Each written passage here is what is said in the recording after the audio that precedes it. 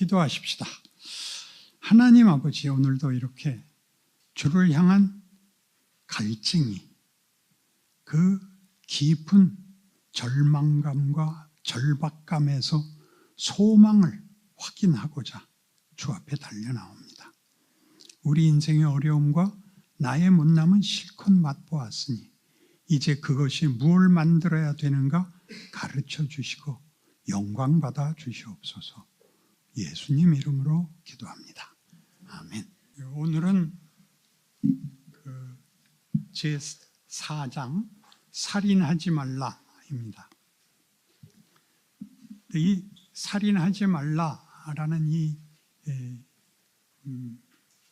요구는 지금 마태복음 5장 21절 이하인데, 살인하지 말라, 간음하지 말라, 맹세하지 말라, 이렇게 세 개가 오늘 묶여 나옵니다.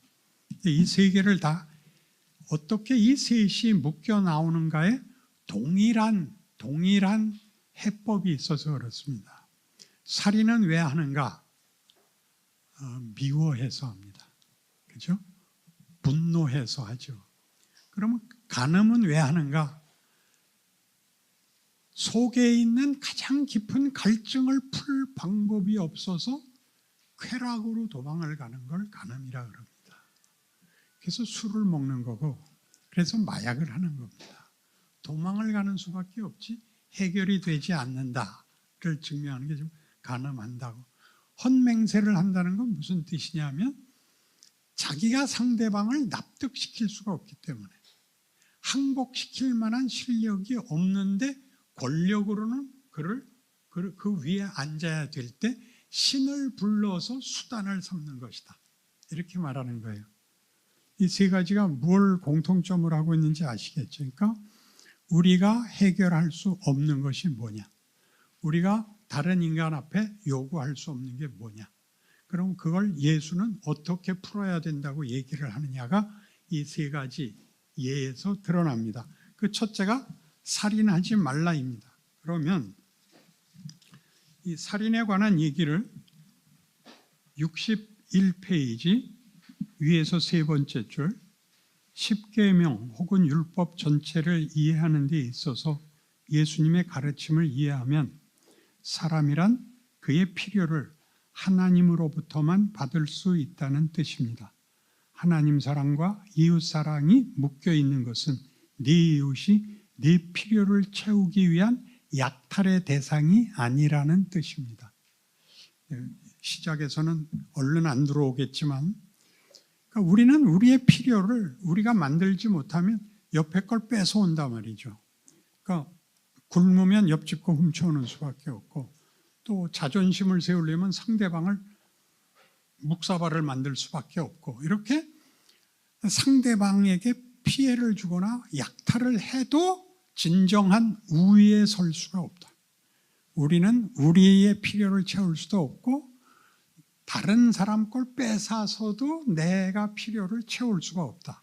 그게 아까 얘기한 것처럼 왜 율법이 광야에서 주어지느냐, 그럴 때 그 구약은 그 주제가 자유라 그랬죠.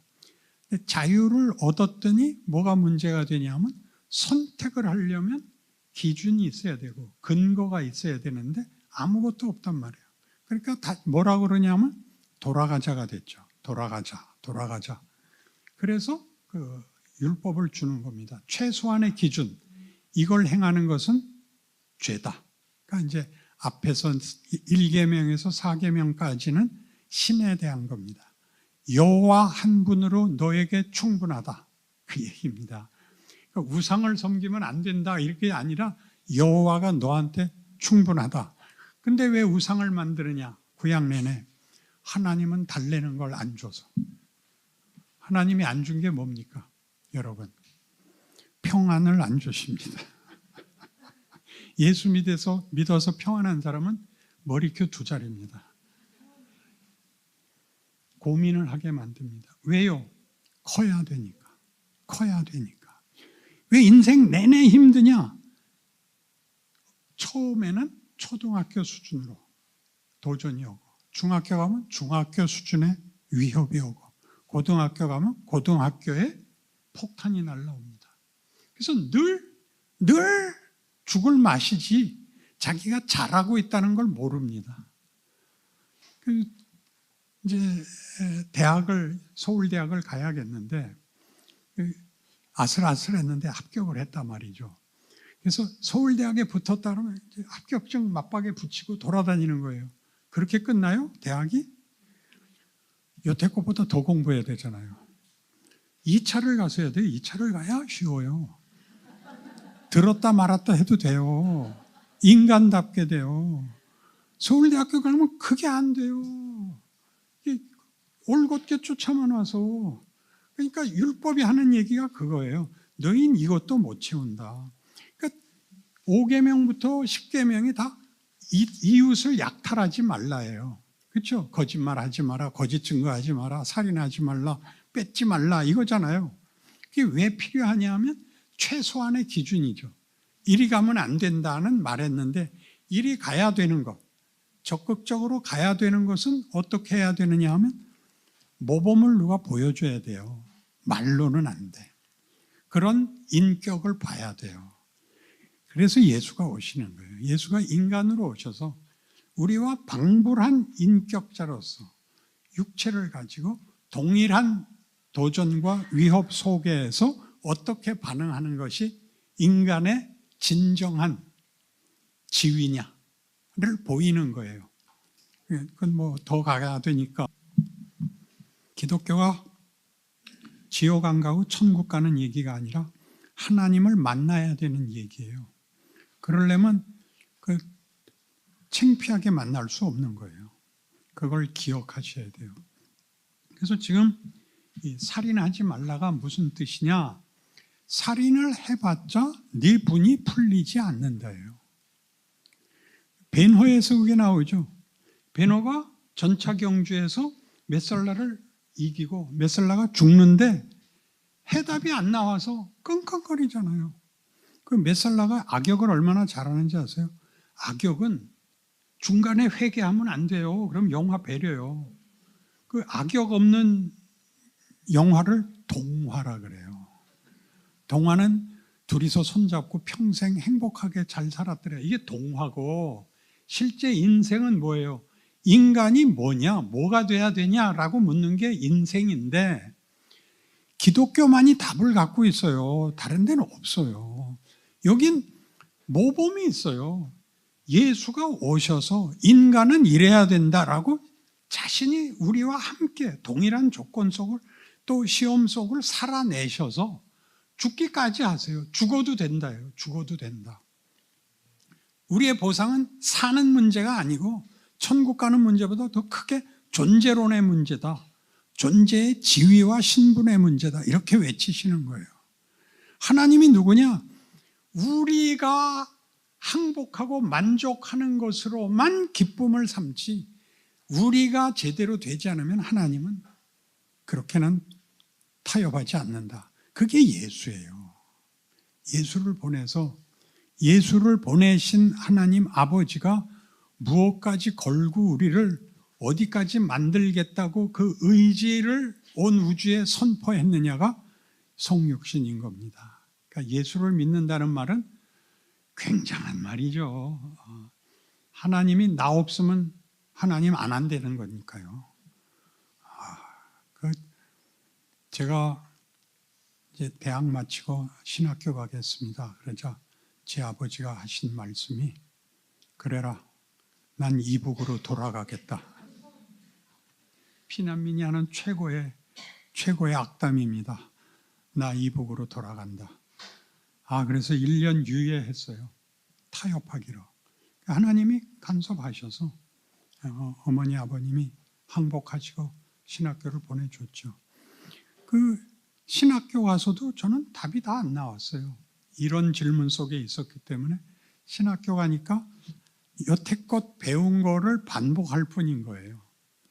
학문적으로 또 윤리적으로. 근데 그걸로는 난 답이 안 되더라고요. 그러니까 인간이란 환경이 좋은 곳으로는 만족하지 않아요. 환경이 좋으면 미쳐요.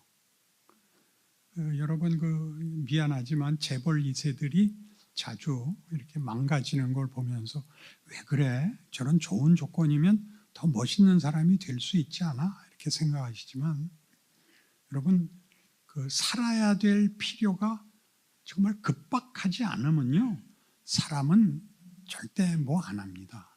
그러면 뭐가 제일 무섭냐면 시간이 제일 무섭습니다.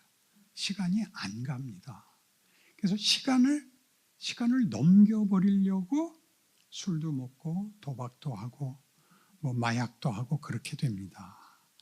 가지면 해결이 되는 게 아니라 나라는 존재가 돼야 되는 문제이기 때문에 여러분들 이 강의, 이 산상설교가 무슨 내용인지를 그런 깊이에서 이해하려고 들어야 됩니다.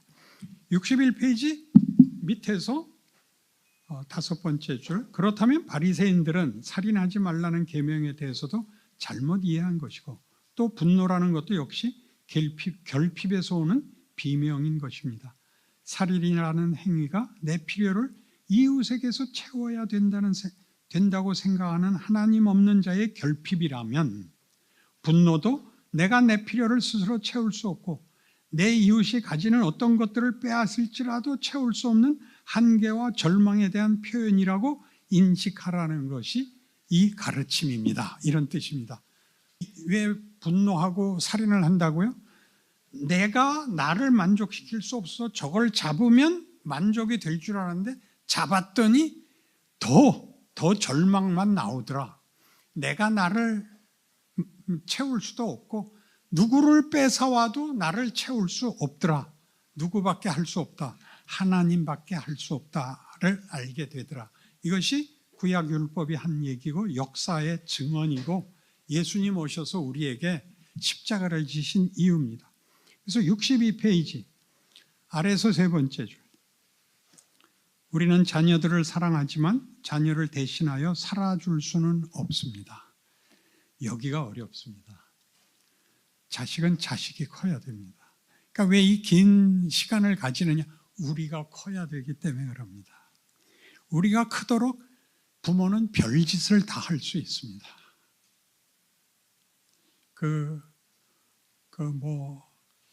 좀 문제가 있는 자식을 낳아서 평생 애 돌보느라고 애쓴 엄마들이 불평하는 걸 본 적이 없습니다.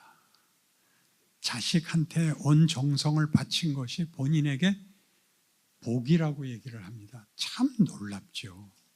참 놀랍죠. 신앙에 있어서 남자와 여자 간에 누가 더 좋은 조건이냐 그러면 여자들이 좋은 조건입니다. 여자들이 조건이 좋아요. 자식 사랑이 딱 하나님이 우리 사랑하는 것과 똑같습니다. 근데 아버지는 돈 벌어오느라고 자식 인사고 나발이고 다 귀찮습니다. 그래서 아버지들이 신앙 좋은 사람은 드뭅니다. 여자들이 신앙은 좋을 수밖에 없습니다. 근데 남자들이 분발해야지 방법이 없습니다. 그래서 그 분노 속에는 그 다음을 보세요. 속수무책의 감정이 가장 크게 자리 잡고 있습니다. 이거 제가 만든 말입니다. 그래서 화를 내는 거예요.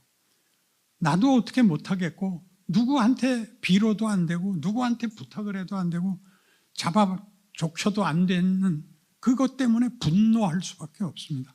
더 잘하고 싶은데 이거보다 더 낫고 싶은데 안 됩니다. 안 됩니다. 이건 하나님만이 주시는데 이걸 배우기 위해서 우리에게 기회를 준 겁니다. 무엇부터 주냐면 못난 처지부터 시작합니다. 어린아이부터 시작하듯이 어렸을 때 똥오줌 못 가리는 데서부터 하나님이 이쁘게 보셔서 신자들도 그때가 제일 행복합니다. 그때는 기도마다 다 응답받고 뭐 이쁜 짓 하고 남들이 와서 울면서 기도하면 왜 우는지 이해가 안 되고 그러는데 이제 점점 가면 갈수록 왜 그때 게 없어졌을까? 없어진 게 아니라 이제 철들기 시작하자 책임이 생기고 책임은 왜 생기느냐?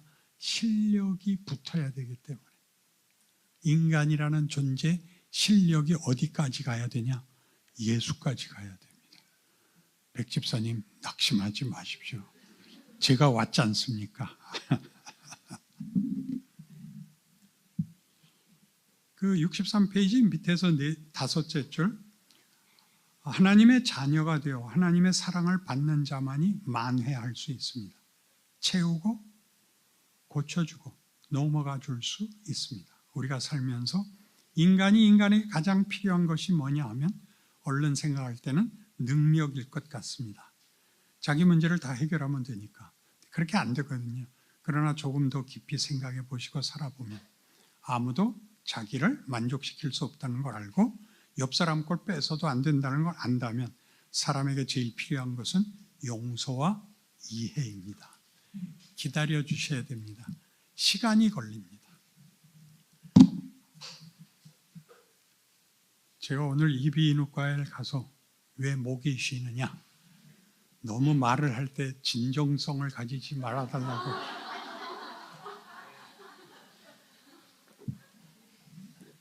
목에 힘 주지 말랍니다. 그런데 어떻게 힘을 안 줄 수가 있겠습니까? 64페이지. 우리가 아무리 많은 능력을 가졌어도 우리 자신과 우리의 인생과 세상을 다 제어할 수 없고 만족시킬 수 없다는 것을 알게 됩니다. 그죠? 그 만족스러운 정치를 언제 보셨나요? 역사상 없습니다. 만족스러운 건 없습니다. 결국 용서같이 필요한 것이 없고 사랑해 주는 것같이 필요한 것은 없습니다. 말하자면 우리는 우리보다 더 큰 힘이 필요합니다. 그리고 세상이 세상을 책임지지 않습니다. 세상은 가만 놔둬도 망할 것 같습니다. 우리가 잘 알고 있습니다. 그렇다고 우리가 세상을 바꿀 힘을 갖고 있지도 않습니다. 여기에 바로 예수 그리스도의 필요성, 예수 그리스도가 구세주 되신다는 기독교 신앙의 선포의 중요성이 있습니다. 다른 것으로 대체할 수 없는 성경의 선포에 귀한 것이 있습니다. 그렇죠? 예수만이 합니다. 하나님이 창조 세계를 완성하시고 우리로 다스리게 하실 그 종말을 기다려야 됩니다. 우리가 살면서 분통을 터뜨리다 보면 해결할 수 없는 문제 때문에, 즉 우리 자신과 다른 사람들과 세상이, 인간과 세상의 문제를 해결할 수 없다는 사실 때문에 약간 비겁한 방법을 사용합니다. 그것이 본문에 나오는 예물을 드리는 행위입니다. 잘못한 걸 종교를 가짐으로써 떼우는 겁니다. 그 종교가 신이 어떤 신인지를 물어보는 게 아니라 지가 윤리 도덕을 가지든지 하나 더 가서 종교를 가짐으로 신 앞에 나가 자신을 고백하고 예물을 드리면 그나마 절반은 했다라고 안심한다는 겁니다. 그것이 기독교 신앙에도 들어올 수 있습니다. 얼마든지 들어올 수 있습니다. 그래서 지금 한국 교회의 지금의 문제는 교인들이 이제 교회에서 더 이상 들을 게 없는 때가 됐습니다. 살아생전 몇백 번 들은 얘기를 반복하고 있을 뿐입니다. 목소리를 다르게 할 뿐이지. 그래서 문제는 안 풀리고 정답은 알겠는데 그 정답이 답이 되지 않는 현실을 어떻게 살아야 될지 몰라서 때우는 겁니다. 내가 아는 교회 가서 헌금 내고 오면 나 할 건 다 했다. 그렇게 이제 넘어가고 있는 걸 지금 얼마나 잘 꼬집나 보십시오. 그렇죠? 그리고 기독교는 회개하는 종교가 아닙니다. 회개를 제대로 써야 됩니다. 돌이켜야 됩니다. 회개가 잘못을 지우는 게 아니라 잘못한 걸 보고 반성해서 잘하자가 돼야 됩니다. 잘하는 것. 지금 여기서는 일단 뭐부터 하라고요? 용서하고 이해하라고요. 누가 믿는 같은 신자가 가슴속 깊은 상처를 토하고 어쩔 줄 몰라 하면 정답을 얘기하지 마세요. 기도해. 기도하면 하나님이 다 들어주죠. 안 들어주세요. 그렇게 쉽게 안 돼요. 그러지 말고 얼마나 힘들겠니? 오늘은 내가 밥을 삼아. 내가 널 잊지 않을게. 너 힘들 때마다 내가 널 위해서 기도한다는 거 기억해줘. 이렇게 말하셔야 돼요. 근데 왜 고개는 안 끄덕이는 거예요? 그렇게 하기 싫다고요?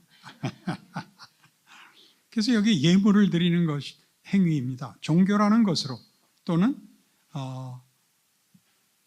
어떤 이념, 신념으로 가지만 그것은 다 도망가는 것이라고 성경은 가르칩니다. 회개하고 사람을 용서하고 용서를 구하여 사람과 사람 사이의 관계를 정상화하는 것보다 우선하는 것은 없습니다. 화해하고 정상화하는 것은 하나님을 모시는 것밖에 없는 것입니다. 하나님이 누군지를 알고 내가 하나님의 자녀라는 걸 안다면 우리는 미칠 게 없습니다. 우리 걸 누가 다 뺏어가도 상관이 없습니다. 그래서 그게 뭐냐? 하나님을 안다는 게 뭐냐? 성경에서 그걸 사랑이라고 합니다. 사랑은 근데 우리가 만들 수가 없습니다. 67페이지 위에서 7째 줄, 사람과 사람 사이에 좋은 말을 하고 편을 들고 이해하고 용서하고 넘어갈 실력이나 넘어갈 수 있는 아무것도 우리는 가진 것이 없습니다. 우리가 의지하고 누구를 용납할 수 없는 것은 내가 먼저 난파되고 있고 내가 먼저 무너지고 있는 탓입니다. 누구를 껴안고 버텨줄 여유가 없습니다. 그때야 비로소 예수로 말미암아 하나님의 자녀가 되어 살아있다는 것을 알게 됩니다. 답을 찾을 데가 없고 우길 데가 없습니다. 예수를 믿는다는 것이 뭔지를 알게 되는 것입니다. 그래서 밑에서 6번째 줄, 우리는 기댈 곳이 있습니다. 의지할 곳이 있습니다. 맡길 데가 있습니다. 그래서 질 수 있고 당할 수 있습니다. 그것이 기독교 신앙입니다. 우리는 쉽게 예수를 믿으면 세상적인 방법이 아니라 초월적인 방법, 기독교라는 종교적 기적으로 세상의 공격들을 대꾸하고 반응하고 조금 더 나아가서 보복하고 승리할 수 있는 보상을 받게 될 것이라고 생각합니다. 그러나 예수님은 그 약속을 하신 것이 아닙니다. 인간의 인간된 가장 깊은 본질에 관한 이야기를 하고 있는 것입니다. 거기에 우리의 답이 있습니다. 내가 누구냐입니다. 모든 종교는 철학도 마찬가지입니다만 철학은 신을 두지 않기 때문에 종교가 아니고 학문입니다. 종교란 신이 있어야 종교가 성립이 되고 그 신을 믿는 신자가 있어야 됩니다. 그리고 그 관계 설정을 누가 설명을 해야 됩니다. 신과 그 신자 사이의 관계를 어떻게 가져야 되느냐를 신이 설명을 해야 됩니다. 그런데 인간이 신을 만들면 관계 설정을 인간이 합니다. 내가 열심히 하면 당신이 내 답 들어줘야 돼. 이게 우상이고 하나님이 답을 우리의 기도에 응답하지 않는 이유는 난 널 그걸 만들려고 그러지 않고 난 이걸 만들려고 그러는데 너는 와서 밤낮 딴 데 보고 얘기해. 이렇게 해서 안 되니까 우상으로 가는 겁니다. 그러니까 여러분 기도가 어디가 틀리는가를 알아야 됩니다. 와서 여러분이 어려움을 낱낱이 고할 수 있습니다. 부모님이라 생각하고. 근데 그렇게 함으로써 내가 잘못은 다 지웠다고 생각하면 안 됩니다. 나아져야죠. 나아져야 됩니다. 나아지는 것 쉽습니다. 일단 정죄를 하지 마십시오. 그리고 정답을 얘기하지 마십시오.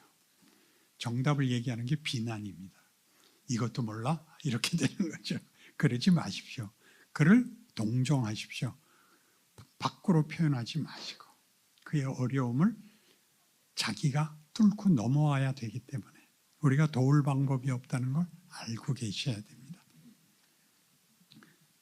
69페이지에 가셔서 사랑 얘기를 이렇게 합니다. 사랑을 받은 자만이 할 수 있는 것을 말합니다. 너희는 사랑을 받고 사랑을 넉넉히 받을 수 있는 자가 되었으므로 긍휼과 자비와 겸손과 온유와 오래 참음으로 옷 입으라는 것입니다. 이것은 가진 자만이 하는 것입니다. 세상이 말하는 가진 자와 다른 것입니다. 권세와 명예와 부에 관한 문제가 아니라 우리의 필요를 채워주실 수 있는 유일한 하나님, 그 하나님과 그의 사랑을 가진 자만이 할 수 있습니다. 우리가 분노를 터뜨리는 일 중에는 이런 요구도 있습니다. 예를 들어 나라에 대해 분노를 터뜨릴 수 있습니다.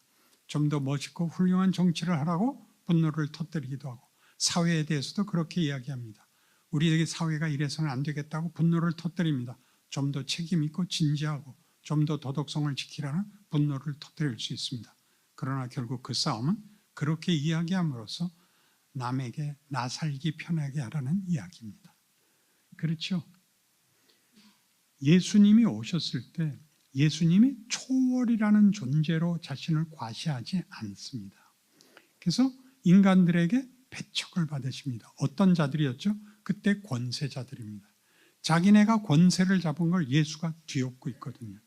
그들은 권력이었는데 예수는 섬김이라 그러는 데서부터 뒤집어지고 그걸 따르는 자가 많은 거에 화가 났죠. 그래서 예수를 결국 죽일 수밖에 없습니다. 자기네가 더 나아질 방법은 없으니까. 그러니까 참 놀라운 거죠. 그래서 지금 어렵습니다. 한국 사회도. 언제나 그랬듯이. 거기서 예수 믿으셔야 돼요.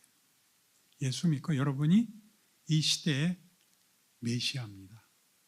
예수님께서 마지막 승천하시면서 뭐라고 그러십니까?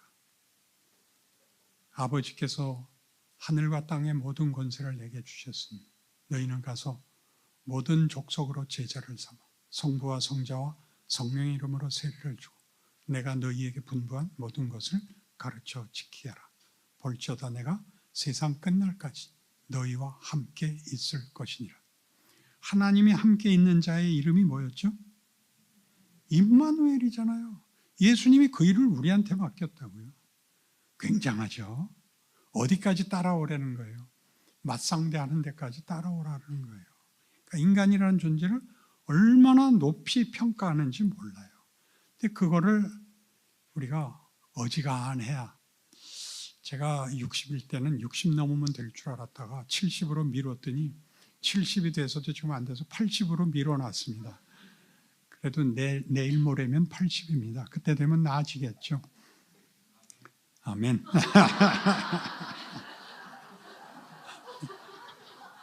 70페이지 위에서 세 번째. 복음서를 보면 예수님께서는 그의 생애에 만나는 모든 사람의 필요에 응하십니다. 죄 지은 자를 용서하시고 귀신을 내어 쫓으시고 병을 고치십니다. 위로하시고 죄인들과 가난한 자들의 편이 되십니다.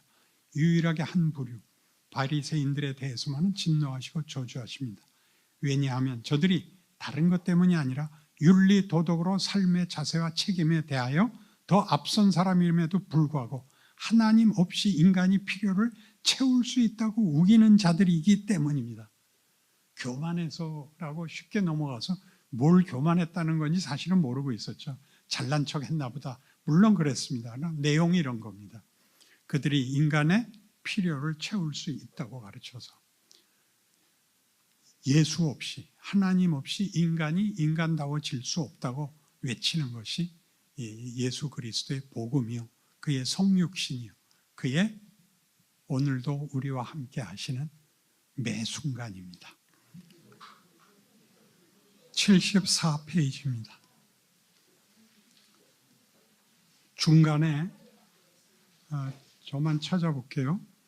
살인하지 않았다고 그 계명을 지킨 것이 아니라 형제에게 분노하면 이미 그는 살인한 자라고 말씀하신 것과 같이 여기서도 동일하게 행위의 여부가 아니라 그런 행위를 만들어내는 우리의 본성을 지적하고 있습니다. 그러나 살인하지 말라는 계명이 분노하지 말라는 것으로 더 나아간 것 같이 간음하지 말라고 오른눈을 빼고 오른손을 잘라야 한다는 현실적으로 행할 수 있는 문제가 아닙니다. 예수의 가르침을 현상이 아니라 원인을 제거하라는 명령을 이해한다면 이것은 다시 율법으로 돌아가고 맙니다. 율법으로 돌아가고 만다는 것은 우리가 우리의 인간 존재의 필요를 스스로 채울 수 있느냐, 그 필요를 만들 수 있느냐 하는 문제에 있어서 우리가 하나님을 대신할 수 있다고 믿는 문제와 결부됩니다.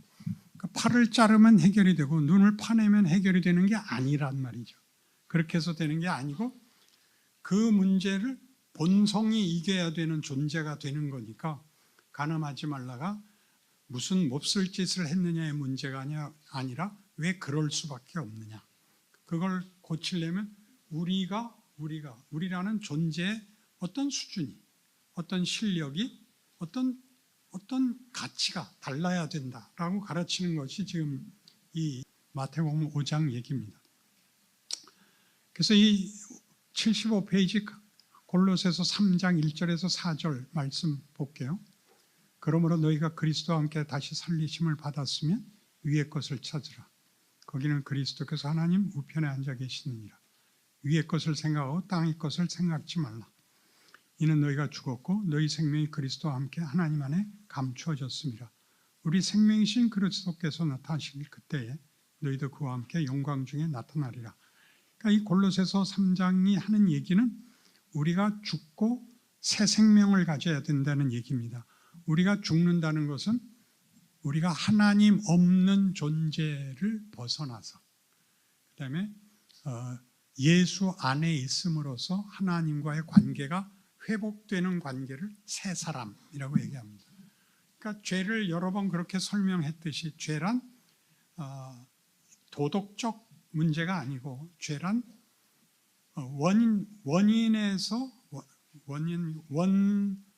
원인에서 그 공급받아야 하는 관계가 끊어지는 것을 죄라고 합니다.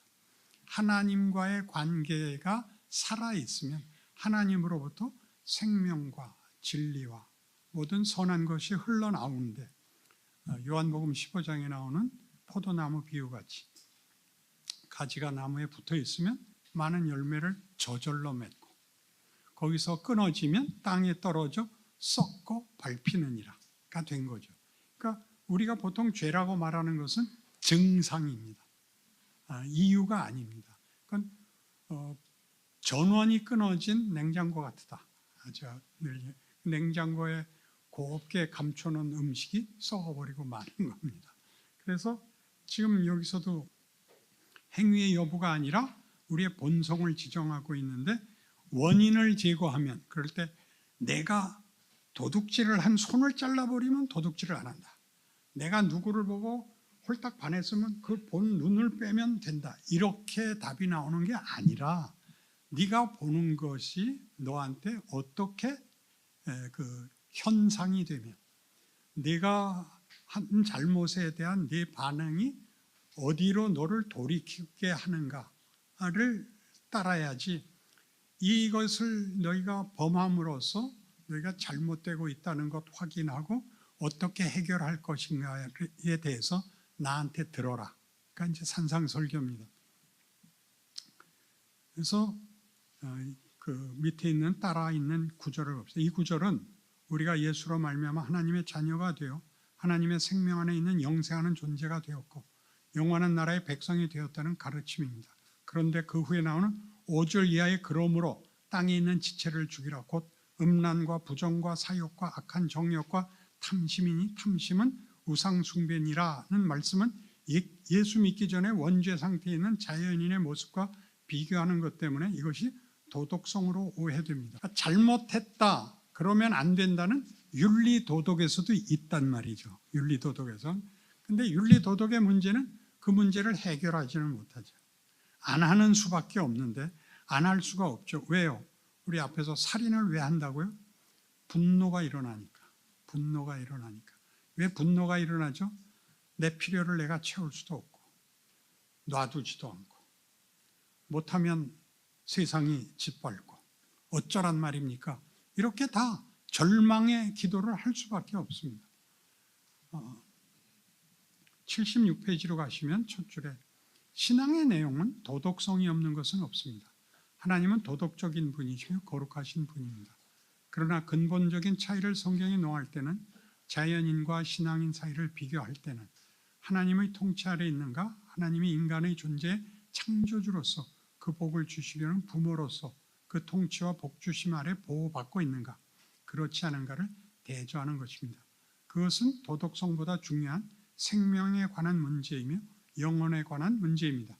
그런데 예수 안에서 하나님의 자녀가 된 자가 하나님의 통치, 그 생명과 거룩함으로 부름을 받고 약속받고 있고 보호받고 있는 것과는 달리 우리가 우리 자신의 주인이 되고 하나님과 상관이 없을 때는 우리는 음란과 부정과 사욕과 악한 정욕과 탐심 속에 있었는데 그것을 다 우상숭배라고 합니다. 우상이란 뭐죠? 지가 만든 겁니다. 지가 만든 가치, 지가 만든 어떤 해법을 우상이라고 합니다. 우상이란 자기가 소원하고 필요로 하는 것을 이루어줄 수단입니다. 인격도 없고 도덕성도 없고 능력만 있습니다. 왜냐하면 우상은 스스로 존재하는 것이 아니라 사람이 만든 것이기 때문에 능력이 있다고 지가 믿고 있는 겁니다. 그래서 우상한테 예물을 바치고 난 신하게 할 거 다 했으니까 해도 된다 식으로 이제 도망을 가는 겁니다. 하나 둘 세 줄 내려오시면 자기 자신이 자기의 주인이 된, 즉 하나님 없는 인간이 만들어내는 것은 여기 나열된 것과 같이 음란과 부정과 사욕과 악한 정욕과 탐심입니다. 이것들은 도덕적이 이전에 생명이 없는 것이고 진리가 없는 것들입니다. 그 지체의 생명 없음이 나타날 수밖에 없는 것들로서 그것들 외에는 만들어낼 수 없는 생명 자체와는 대조가 됩니다. 그러니까 우리는 생명을 만들고 있고 예수를 벗어나면 우리는 다 죽이거나 빼앗고 짓밟게 됩니다.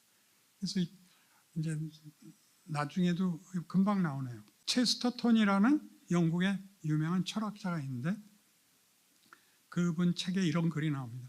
창녀촌의 방문을 두드리는 그 두드림은 하나님의 방문을 두드리는 손길이라는 기이한 표현을 했습니다. 창녀촌의 창문을 두드리는 것이 하나님의 방을 두드린다는 게 무슨 뜻일까요? 사람이 정욕과 음란에 탐닉하는 것은 영혼의 갈증에 대한 몸부림이라는 것입니다. 그걸 풀 데가 없으면 이렇게 가서라도 풀어야 된다는 거죠. 하나님을 만날 수 없으면 무엇으로라도 그 갈증과 고통을 잠시 덜어야 되니까 창녀촌의 문을 두드린다는 것입니다. 우리도 이런 거 많이 합니다. 우리 철야 기도도 하고 나가서 전도 운동도 하는데 그런 것들로 때우시면 안 됩니다. 배우셔야 됩니다. 예수 믿는 것을 전하는 것이 얼마나 귀한 일인가라고 알아야 되고 부끄러워하면 아직 내가 멀었구나를 배우고 들어오셔야지 몇 사람을 전도했는가는 2차적인 문제입니다. 그래서 이제 다음에 이런 얘기도 나옵니다. 오늘 우리가 다루는 바와 같이 이 문제는 본문에서 예수님이 날카롭게 지적했듯이 우리가 눈을 빼고 손을 자른다고 해서 마음의 탐심과 정욕이 없어지지 않듯이 바꿔 말하면 그런 것들을 덧붙인다고 해서 또 다른 하나의 팔을 덧붙이고 눈을 덧붙이고 무언가 필요를 외부로부터 들여온다고 해서 마음을 채울 수는 없다는 대단한 역설입니다. 지체를 자른다고 해서 마음에서 솟아나는 나쁜 생각을 없앨 수 없듯이 우리의 잘못된 내부를 밖에서 해결할 수 있는 방법을 구할 데가 없다는 것이 오늘의 지적입니다. 다음 줄 우리가 살인해서 살펴봤듯이 그것은 사람을 살리느냐 죽이느냐의 문제가 아니라 인간이 어떤 존재냐에 대하여 나타나는 결함의 증상입니다. 이거 이해하시겠습니까? 우리가 결함이 있다는 거죠. 왜요? 우리가 하나님을 외면했거든요. 그래서 예수로 말미암아 이제 하나님과 다시 회복이 되어서 그 회복되는 과정이 알다시피 완전에서부터 출발하는 게 아니라 제로에서부터 출발하는 것이니까 새 사람, 새 창조죠. 그래서 원래 의도되었던 인간이 자기 실력을 갖춰야 된다는 하나님의 자녀의 수준에 와야 된다는 것을 이제 살아내야 되는 겁니다. 살면서 배우야 되는 것이죠. 그 78페이지에서 제가 술 먹는 얘기를 중간에 넣었습니다. 술은 안주는 앞에 놓여 있는 음식이 안주가 아니고 누구를 비방하는 것이 안주가 됩니다. 술 먹어보시면 다 알죠. 안주 먹는 사람 없고 누굴 씹어야 되죠. 이런 이야기를 하는 것은 굉장히 조심스럽습니다. 마치 이렇게 이야기하면 그것을 비난함으로써 나는 그 수준과 내용에서 제외된 것 같은 인상을 주기 때문입니다. 그러니까 누구를 정죄하는 것으로 나는 안 그랬어 이렇게 자기를 증명하지 말란 말입니다.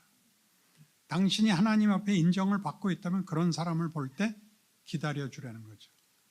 그를 수치를 불러일으키지 말고 편을 들라는 거죠. 그럴 수밖에 없는 걸 이해해 달라는 거죠. 인간이 자기 짐을 질 수가 없습니다. 우는 게 당연하고 반발하는 게 당연합니다. 당연합니다. 그거 견뎌야 됩니다. 애 울면 엄마가 애 갖다 버립니까? 업고 나가죠. 집안에 있는 가족들 방해해 주지 않으려고 데리고 나가서 잠들여서 데리고 옵니다. 그렇게 하세요.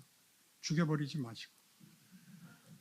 오두막 오른쪽 79페이지 위에서 3분의 1 내려오시면 오두막이라는 책에 나오는 걸로 기억하는데, 용서란 내가 상대방을 용서하는 게 아니라 상대방을 하나님께 돌려보내는 것이라고 합니다.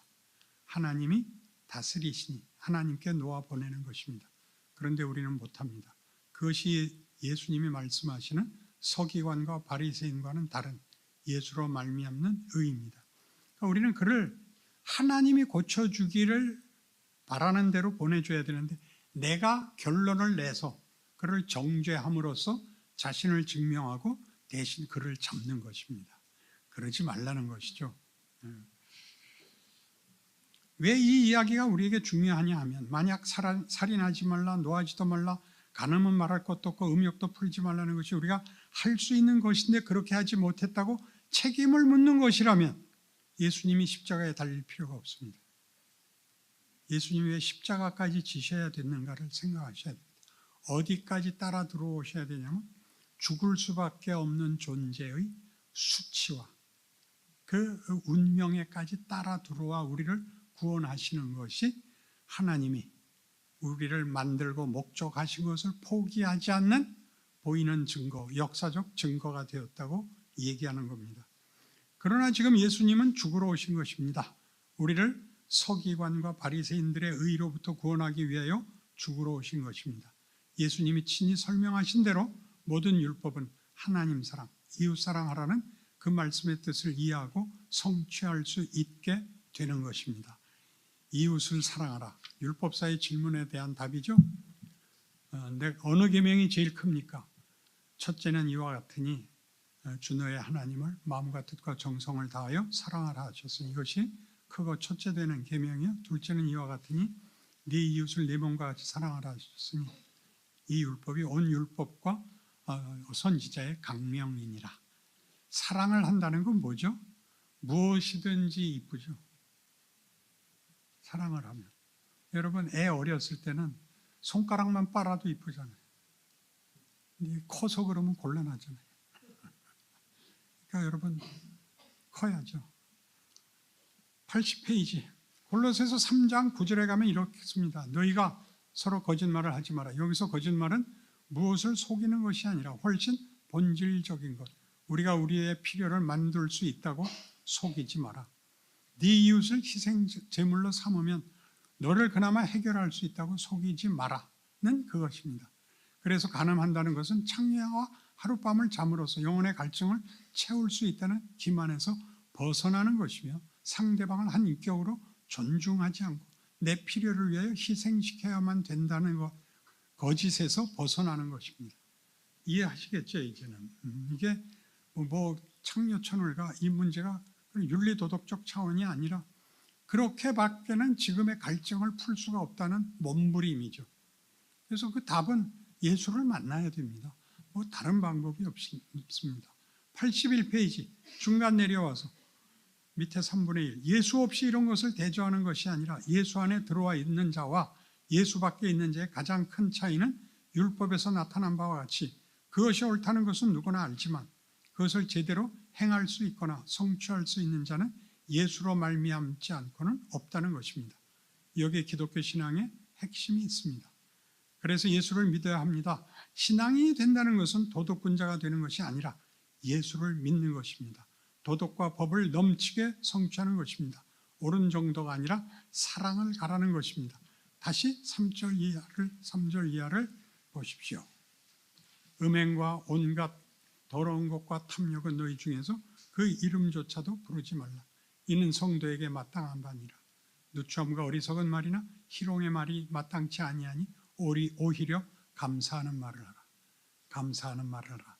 아, 나는 예수 안에 있다를 확인해라. 아, 내가 빛이다. 내 책임을 해야 된다. 예수께서 우리 때문에 십자가까지 지셔야 했다면 나도 내 인생을 그를 뒤쫓을 수밖에 없다. 아무든지 나를 따라오려거든 자기를 부인하고 자기를 십자가를 지고, 여기까지는 다 알아요. 나를 따라오라. 그 짐을 지는 것만도 미치겠는데 그러고 따라가야 돼요. 비틀비틀. 비틀비틀.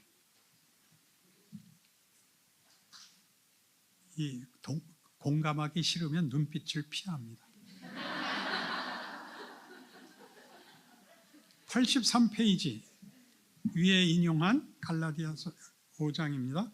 육체의 일은 분명하니 곧 음행과 더러운 것과 호색과 우상숭배와 주술과 원수 맺는 것과 분쟁과 시기와 분냄과 당짓는 것과 분열함과 이단과 투기와 술 취함과 방탕함과 또 그와 같은 것들이라. 전에 너희에게 경계한 것까지 경계하노니 이런 일을 하는 자들은 하나님의 나라를 유업으로 받지 못할 것입니다. 이것은 인간의 나라입니다. 피조물인 우리가 스스로를 다스리고 보호하고 채울 수 있다고 믿는 나라입니다. 골로새서 3장에서나 에베소서 5장에서 본 것 같이 우리가 만들어내는 것들은 헛된 것들입니다. 썩어져가는 것들입니다. 생명을 만들 수도 없고 생명의 필요를 공급할 수도 없습니다. 그러나 오직 성령의 열매는 사랑과 희락과 화평과 오래 참음과 자비와 양선과 충성과 온유와 절제입니다. 이런 열매가 우린 맺혀야 합니다. 예수 안에서 하나님의 통치가 우리를 부르고 인도하고 채워나가는 것은 이런 것들입니다. 이것은 마치 생명이 가득한 숲을 보는 것과 같습니다. 수목이 울창하고 꽃이 피고 향기가 나고 많은 생명들이 깃들여 있는 풍성한 숲을 보여주는 것 같은 우리 생명의 풍성함과 넘침과 부여함입니다. 넘어가셔서 84페이지 밑에 3분의 1입니다.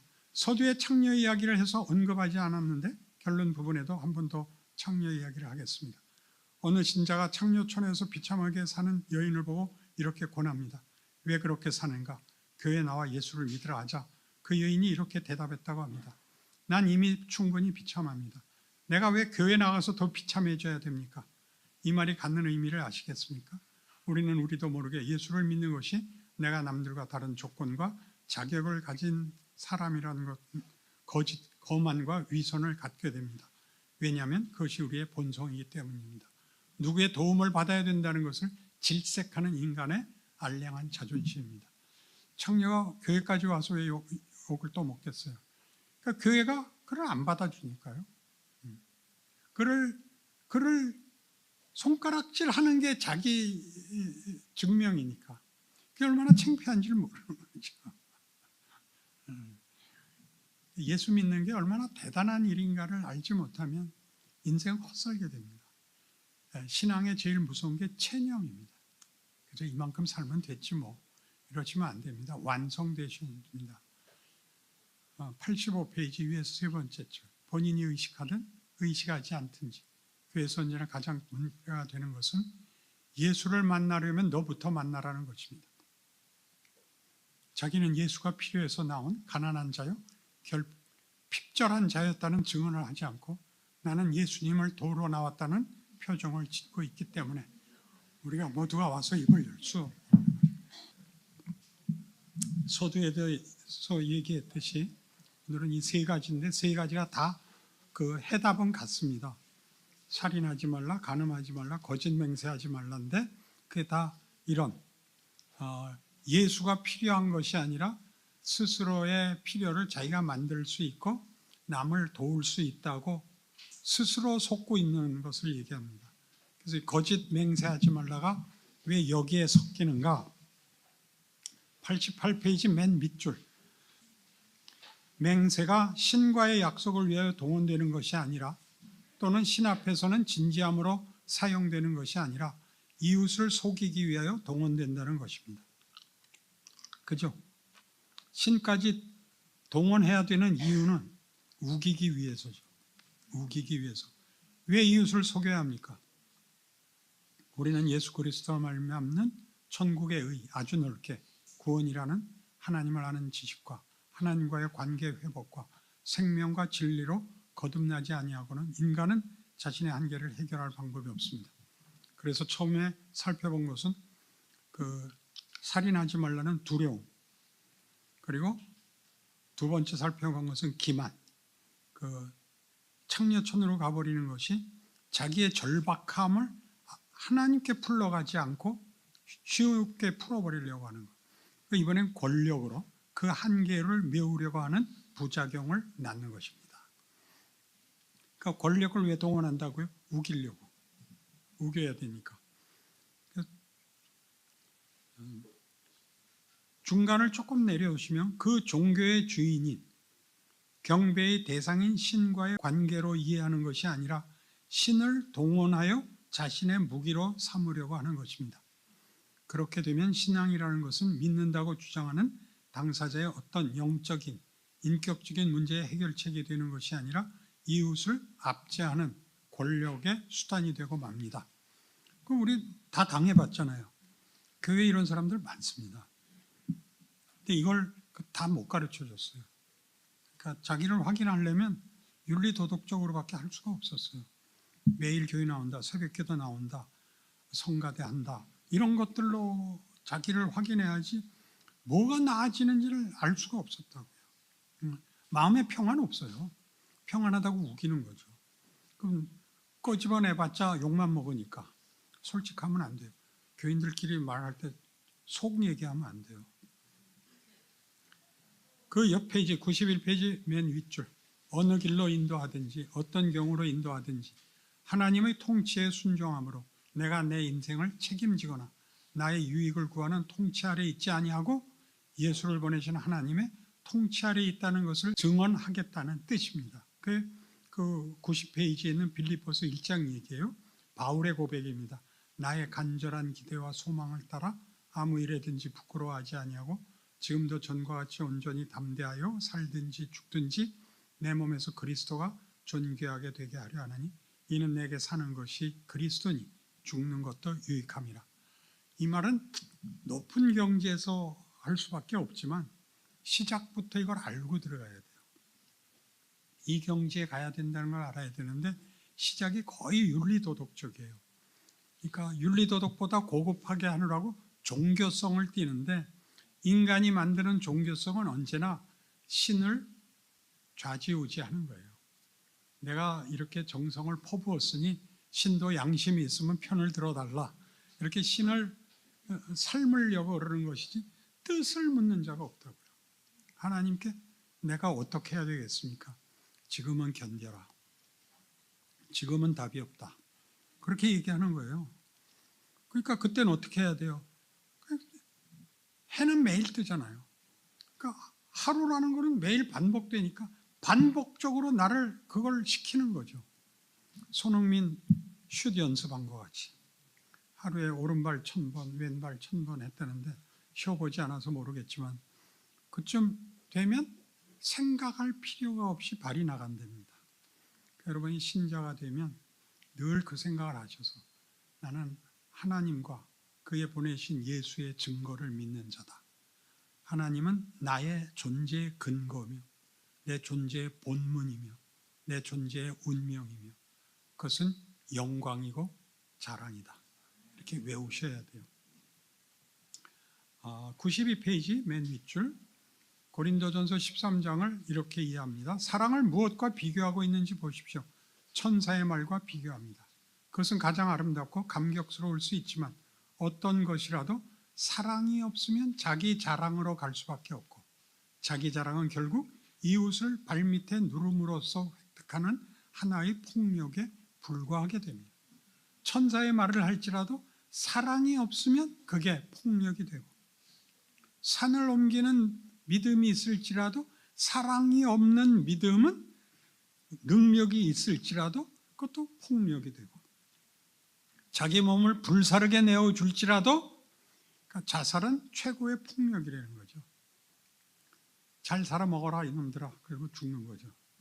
너희들이 더 살면 난 줄 알아? 나같이 일찍 죽는 게 더 나은 거야. 이게 자살입니다. 자폭할 때 혼자 죽지 않고 살아있는 모든 사람을 저주하고 죽는 게 자살입니다. 사랑이 없으면 자기 자랑으로 갈 수밖에 없고 자기 자랑은 결국 이웃을 발밑에 누름으로써 획득하는 하나의 폭력에 불과하게 됩니다. 밑줄 쳐놓으십시오. 그 다음 문장, 그러나 그 승리를 본인이 누군가를 이긴 승리로 확인하는 것입니다. 내 필요와 승리는 하나님에게서 얻기 때문에 내 이웃의 것을 뺏을 필요가 없이 내가 얼마든지 이웃에게 나누어 줄 수 있습니다. 우리의 경쟁은 사람 사이의 능력 경쟁이 아니라 성실함의 경쟁이요 신실함의 경쟁인 것입니다. 그것은 죄와의 싸움이지 이웃과 싸우는 것은 아닙니다. 신자들이 세상을 살면서 세상 삶의 방식 속에 함께 처해 있지만 근본적인 원리나 내용에 있어서 또는 목표에 있어서는 세상과 아주 다른 이유이고 내용이기도 합니다. 근데 사도 바울이 열심히 사는 것은 빨리 죽어서 천국 가겠다는 욕심을 갖지 않습니다. 그에 살아있으면 죽는 것보다 더 고통스러울 수 있습니다. 그러나 그가 기꺼이 사는 것은 그것만이 유일한 버팀목이고 죽으면 끝인 인생이 아니고 그의 삶이 살아서 당하는 모든 환경과 조건을 예수 안에서 담아내고 해결하고 답을 주시는 하나님의 통치를 드러내는 삶이기 때문에 열심히 살아남겠다고 얘기하는 겁니다.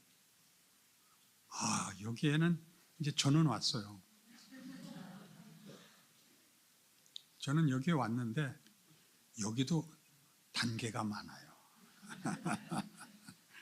여기도 1단이 있고 2단이 있고 3단이 있고 4단이 있고 그래요. 그래서 문은 열었는데 이제 걸어가 봐야겠습니다.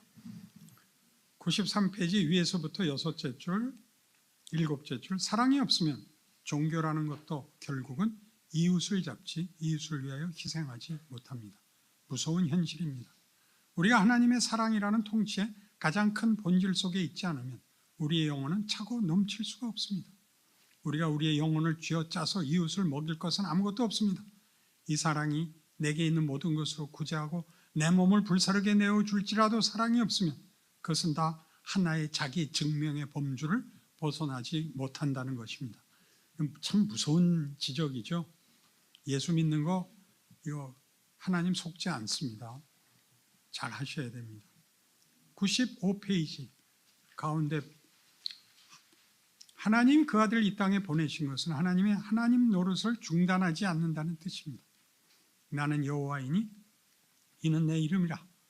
여호와라는 이름은 출애굽기에서 모세가 자기를 부르시고 이스라엘을 해방하라고 보내실 때 물었던 이름입니다. 당신의 이름을 가르쳐 주옵소서. 나는 스스로 있는 자니라. 그것이 여호와라는 이름의 풀이입니다. 우리말로는 나는 스스로 있는 자라고 풀었고 영어 번역은 I am that I am입니다.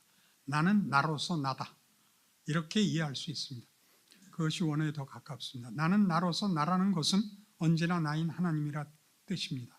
나는 나임을 잊거나 중단하거나 유보할 수 없고 그 아들을 보내고 십자가에 못 박던 때의 하나님이심과 동일하게 그 외에도 지금까지 온 세상과 우주와 역사 속에서 그리고 여러분 각자의 인생 속에서 하나님이십니다.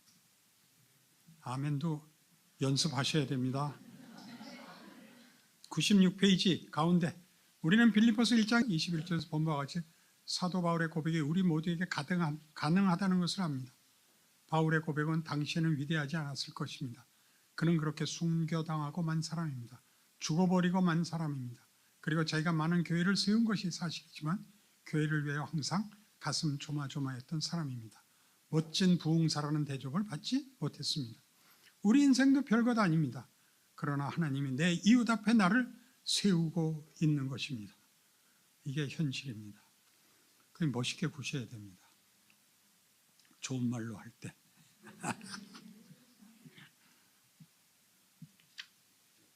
98페이지 가셔서 위에서 세 번째, 바울은 어떤 사람이었습니까? 박해자였습니다. 그리고 은혜를 입습니다.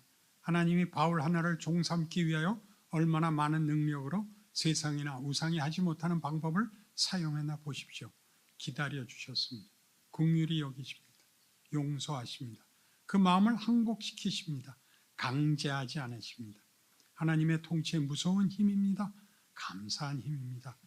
이것이 우리로 하여금 맹세를 필요치 않게 하는 것입니다.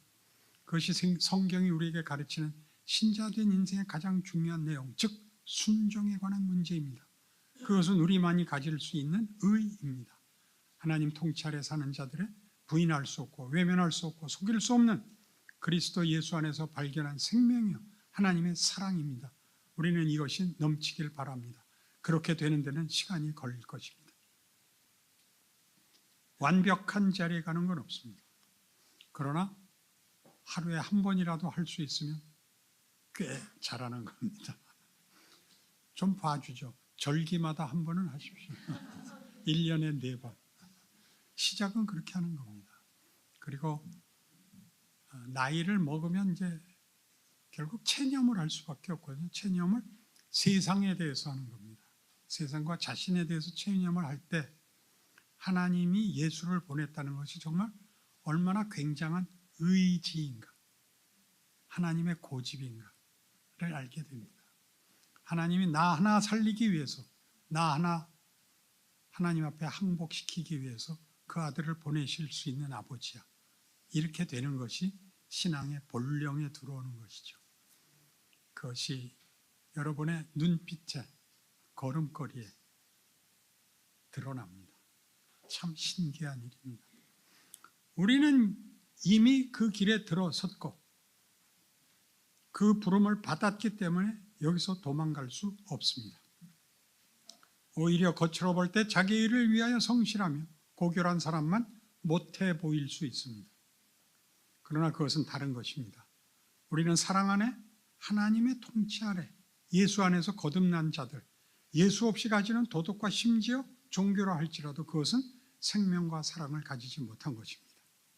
그것은 그의 삶을 해결하지도 이웃을 도울 수도 없습니다. 여러분이 가진 예수 안에서의 하나님의 통치, 그의 의, 생명과 자비와 긍휼과 사랑의 의를 여러분이 소유한 줄 아시는 믿음으로 여러분의 삶과 여러분의 신앙 고백을 지켜나가기 바랍니다. 시작하기 전에 한 30분 전에 구약 얘기도 하고 신약 얘기도 했습니다. 잠깐 반복을 해야 되겠습니다. 구약은 주제가 자유입니다. 인간에게 자유를 준 이유는 하나님이 인간을 상대역으로 요구했기 때문입니다. 사랑과 믿음을 나눌 인격적 존재로, 성경 표현으로는 하나님의 형상대로 만들었습니다. 그런데 그 지정의를 사용하려면 분별을 해야 되고 결정을 해야 됩니다. 자유가 있어야 됩니다. 근데 자유를 줬더니 선악과 다 먹었고, 그 다음에 구약 내내 보듯이 우상을 섬깁니다. 그래서 하나님이 그들에게 율법을 주셔서 최소한의 기준을 보여주십니다. 자유는 가졌는데 근거와 기준을 잡지 못하면 선택을 할 수가 없습니다. 분별할 수가 없으니까. 그래서 율법을 줬는데 율법은 이것은 죄다 까집니다. 윤리와 도덕이 그런 것 같이 이걸 벗어나는 건 죄다. 근데 그걸 넘어서는 거는 자유를 시험하는 데서는 그 다음은 이제 표현이 없습니다. 신약은 하나님과의 연합입니다.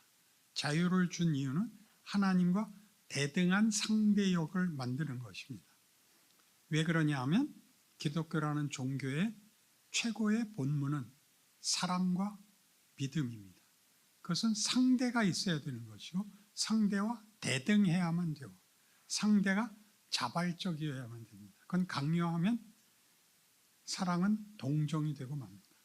그리고 믿음은 강요가 되고 말죠. 그래서 하나님이 우리를 이렇게 놓아놓고 있는 것 같은 시간을 가져야 됩니다. 여러분 살면서 가끔 돌이켜 이 생각을 하십시오. 버스를 타든 전철을 타든 누구를 만나든 한 번씩 하나님이 나에게 자유를 줬다. 나에게 지정의를 줬다. 그걸 가지고 내가 아무의 방해도 없이 내가 선택한 어떤 반응을 이 사람 앞에 보일 것인가, 내 삶에 적용할 것인가를 한 번씩은 생각을 하셔야 됩니다. 그래서 하나님이 지금까지 일하신다. 어떻게 하기로 했다고요? 땅끝까지 가서 모든 족속을 제자를 삼아서 예수를 가르쳐야 되는데 볼지어다 내가 세상 끝날까지 너희와 항상 함께 있을 것이니라라서 우리가 뭐라고요? 우리가 메시아예요. 우리가 예수를 모시고 있는 임마누엘이라고요. 신자란. 근데 이제 처음에는 어린애 같은 순수하고 생각 없는 신앙을 가지게 되고, 그 다음에 이제 꾀가 생기고, 그리고 얄궂은 짓을 하기 시작하고, 그 다음엔 변명하고, 그 다음엔 분노합니다. 나도 이러고 싶은 줄 아세요? 나도 잘하고 싶단 말이에요. 하나님이 해주는 게 뭐가 있단 말이에요? 까지 갑니다. 그리고 의도 터지고 도망갈 데는 없고 돌아올 수밖에 없게 됩니다. 그래서 처참하게 울면서 돌아옵니다. 하나님, 내가 잘못했습니다. 다시는 안 그러겠습니다. 용서하십시오. 용서합니다. 근데 용서를 받는 게 문제가 아니라 달라져야 되는데 거기를 한국교회가 못 가르치고 있습니다. 뭐가 달라져야 되는지. 우리 여기서 본 바와 같이 예수라면 어떻게 했을까? 그런 생각을 하는데 원래 그런 신앙서적이 있습니다. 예수라면 어떻게 하셨을까라는 제목의 책이 있는데 거긴 너무 이상적으로 썼습니다.